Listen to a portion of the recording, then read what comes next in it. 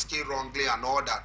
But in the northern part of the country, a lot of these people that are being killed, you have not seen anybody come out to now cry on their behalf. There are just few numbers of the people, and that early stage of the crisis. So for me, the government need to still use a very proactive and aggressive measures to minimize it, so that you can now try to... Next story is on economy. The Nigerian Association of Resident Doctors has urged President Bola Tinubu to allocate at least 15% of the 2024 annual budget to the health sector. The president of NAD, Dr. Dele Abdullahi, disclosed this in an interview with the reporters on Sunday while decrying the exclusion of the health sector from the 2023 supplementary budget. This was even as the Joint Health Sector Union said the health sector was too important to be neglected in the supplementary budget.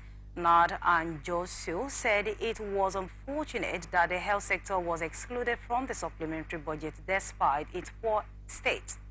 The National Association last Saturday approved at a 2.18 trillion supplementary budget for the 2023-20 fiscal year. The federal government said the supplementary budget was to fund urgent issues including defense and security, as well as the provision of welfare package for workers and poor Nigerians to cushion the biting effect of petrol subsidy removal. There are no other things that need to be addressed in the health sectors. I hope the government will make the 2024 budget for the health sectors very reasonable, because since 2001, then the Abuja Declaration was made, Nigeria has never met that target. I hope the government will allocate at least 15% of the 2024 budget to the health sector.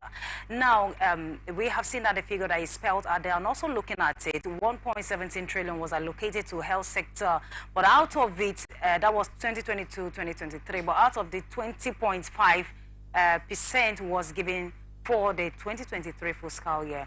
And again, we have had issues of medical practitioners leaving the country to find greener pasture. Do you think that this is too much for the doctors to ask the government to do? And according to them, aside 2001, since that was when a budget was made and it was completed, they actually allocated everything. But since then till now, if they put in 3.5, 1.5 will be given. It means that something must be shortened. So do you think it's too much for our medical practitioners to ask, looking at the fact that they have consolidated medical salary structures, consolidated health salary structures as well, and the workers' welfare to deal with? Is it too much for them to ask? I don't want to speak for doctors.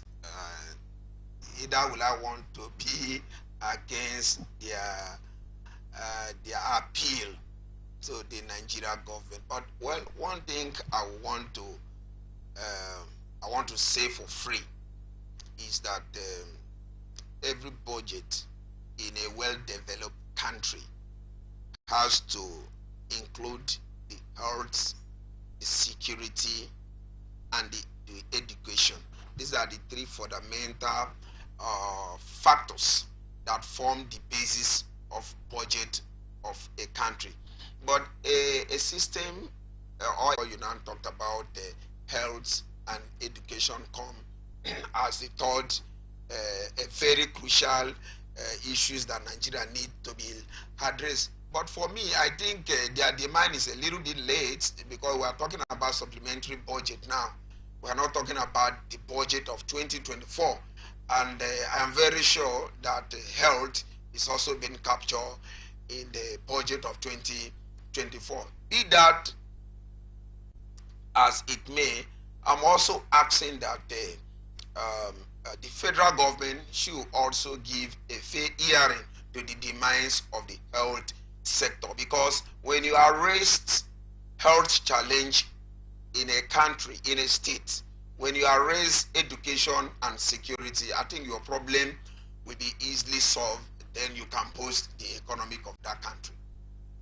All right, health is wealth. That is what people do say. And you need to be in good health to be able to manage all of these allocation and all that. So we hope that the federal government will give here last week in Abuja when he led the impact investing community team to the CBN headquarters. The report has it that inflation has continued to accelerate in recent months and it's currently at 26.72% as of September 2023. Sanusi urged the new leadership of the central bank to work presently to drive down the inflation rate, adding that it was negatively affecting individuals' wealth. He also acknowledged the importance of long-term planning by the CBN in achieving its goal.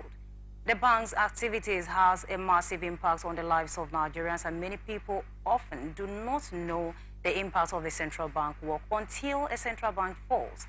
I urge the new leaders at the CBN to work persistently at driving down the rate, which has severely impacted the wealth of individuals, Sanusi stated. I'm not just looking at the fact that, yes, inflation really, they really need to bring it down. But let's look at the citizens, let's look at the individuals. There's one thing, I don't know about in the world, but Nigeria precisely, anything that goes up, find it difficult to come down. Now, how are they going to educate the citizens that, yes, indeed, the removal of subsidies affected a lot of persons, which has caused so many things to go up. But how are they going to educate the citizens to reduce whatever thing they have high price on? You can imagine a commercial driver. I don't know if you have ever experienced that before.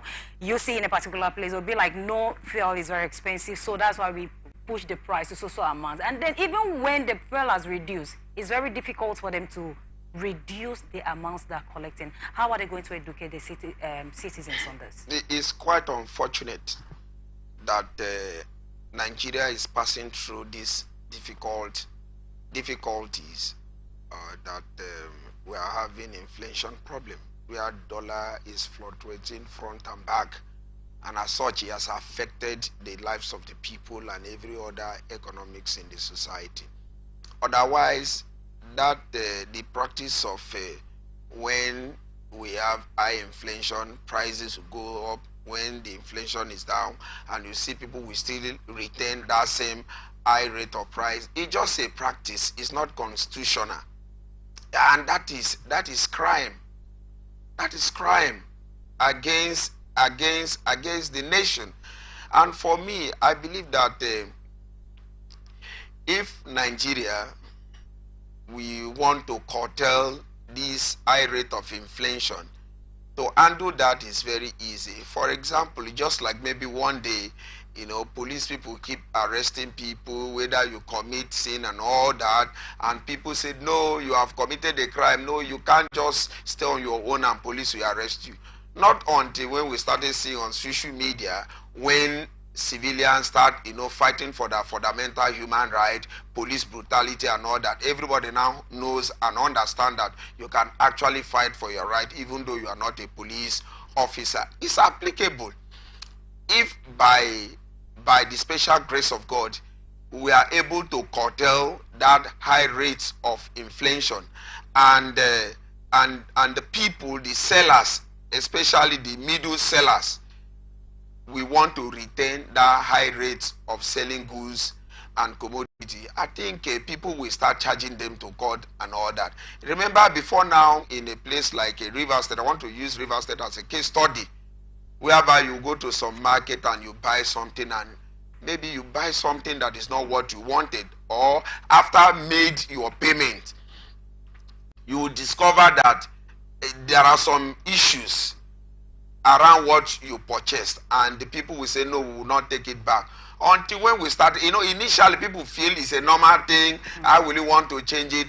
But until people started reacting, people start taking another measures, legal measures, to address their issues. People now understand that if actually you sell something that is bad to somebody, there is another law that is called guarantee. How many years, how many months of guarantee did you give somebody that bought something from you?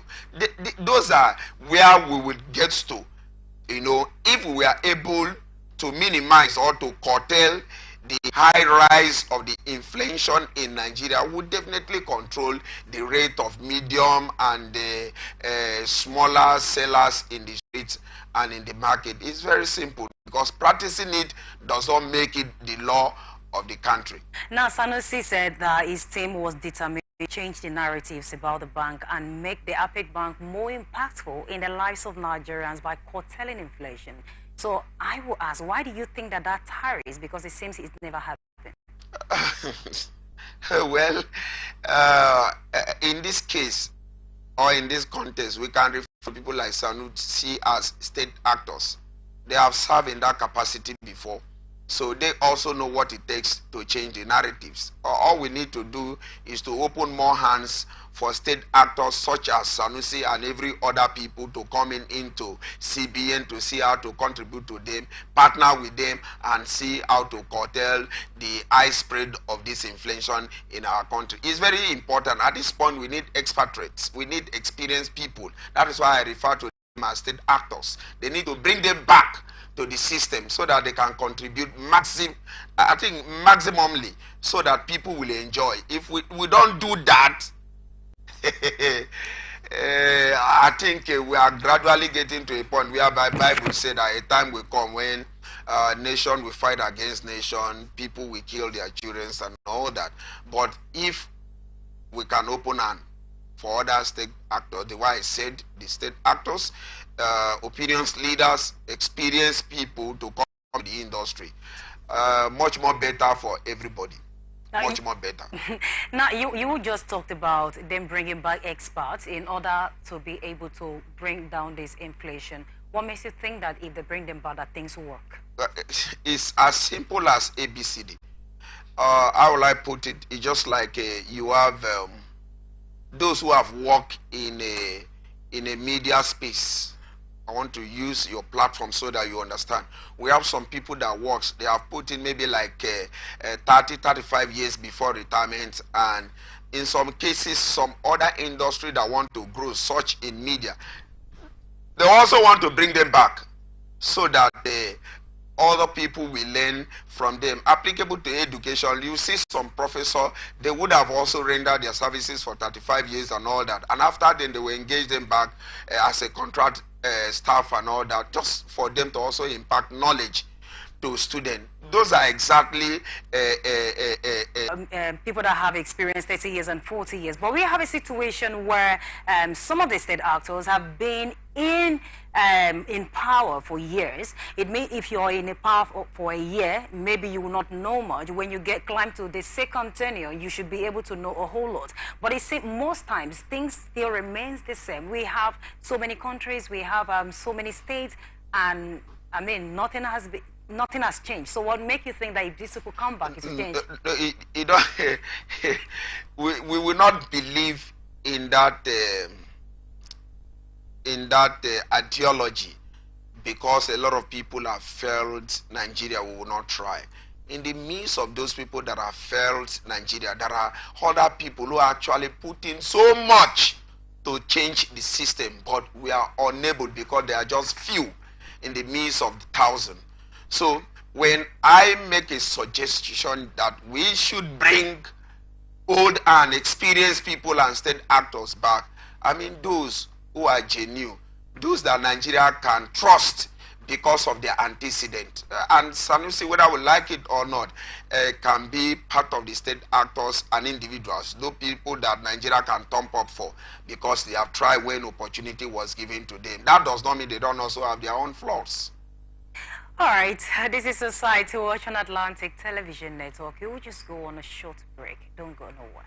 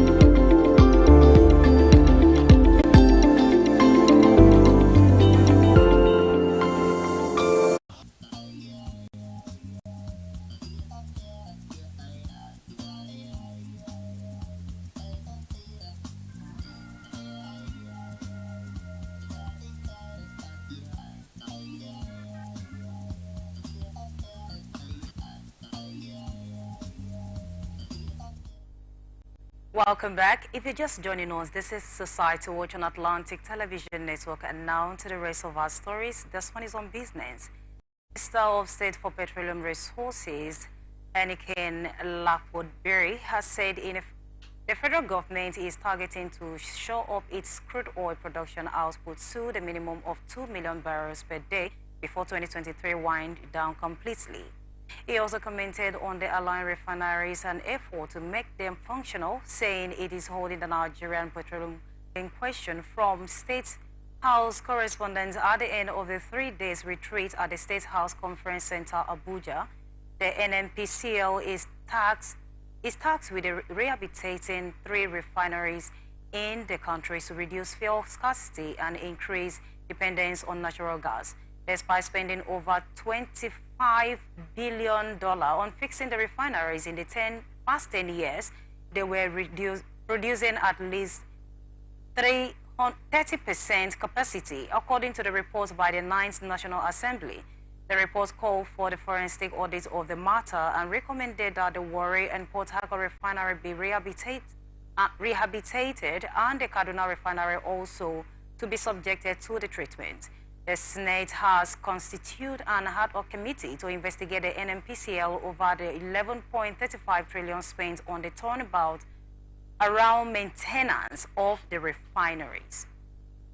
Now, talking about rehabilitation of the refineries, according to Lapobiri, he said the NNPCs have given him PCL have given him assurance that the Port Harcourt has 3 frays, but 1 will be ready this year and 2 will be completed next year. And then for Warri refinery, 1 will be ready this year. Talking about Kaduna refineries, all of them will be ready next year. And they are saying they have put in about $10 billion in refineries and are still struggling to make it work. If this couldn't work all the while, what is the guarantee that what the NNPCL are saying is accurate? It's going to be accurate looking at the time now. I mean, we have few months to the end of the year. It's very, very possible. Very, very possible. Maybe Eniken Lapodberry is a Niger Delta person, is a German, and also from Bayelsa State. So he knows our problem. So if he's unable to fix the refinery between the time frame is given to person, I think he will be the one to blame himself, just like the way some of us are blaming. A lot of the Niger Delta today are always blaming the former president of Nigeria that he did not give much attention the region needed from him when he was the president of Nigeria. That exactly will be what will happen to Lapodberry. And of course, the repercussion of when you are in office and you are unable or to give the quality services that your people needed from you, the result when you live at home is always regrettable by an individual. That is why I am very much, very, very, very, in short, I am so happy when Eniken Lapodberry has visited Eleme refinery for more than 2-3 times since the resumption of office. He has visited that place. He didn't send a team. He came by himself to meet with the general manager, the GMD of the refinery, the managers, the directors, and all that. All is to synergize to see how they can keep to the promise they have made to Nigeria. One other thing you will give to Nigeria is we are patient people. We have patience all this while. And if he's saying before this year we run out, we have less than 60 days for this year to run out.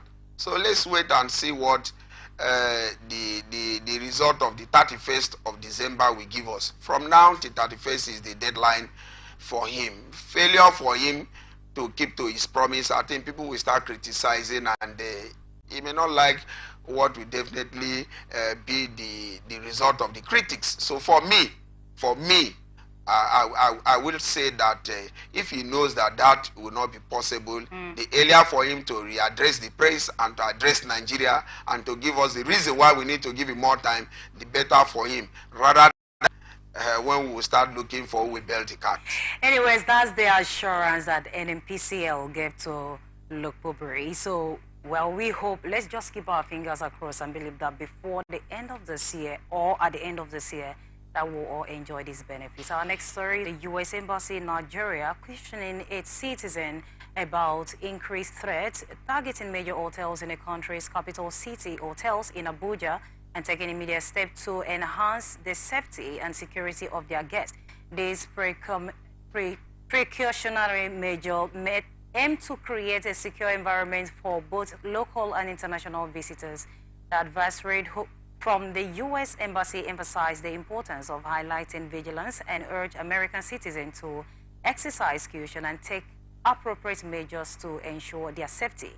Federal security agencies are acting engaged in countering this threat. Diligent working to gather intelligence, conduct investigation, and enhance security measures at hotels across the country.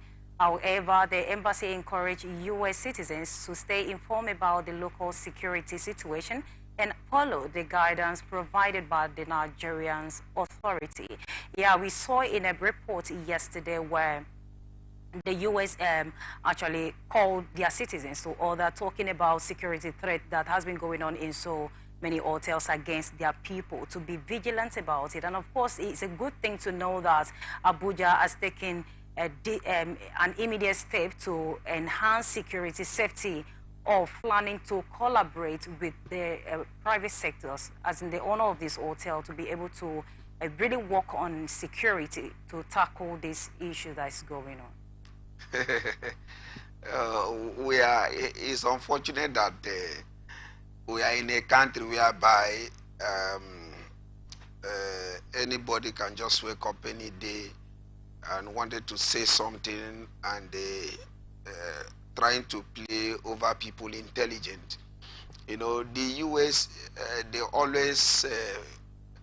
are always emotionally intelligent. In security, we call them those who are emotionally sin before crime, or action that trigger the crime. And you and I, reading on all social media in a very reliable source, we all knew that America indirectly are involved in the ongoing war between the Ukraine and the Russia, and also they are also playing a very active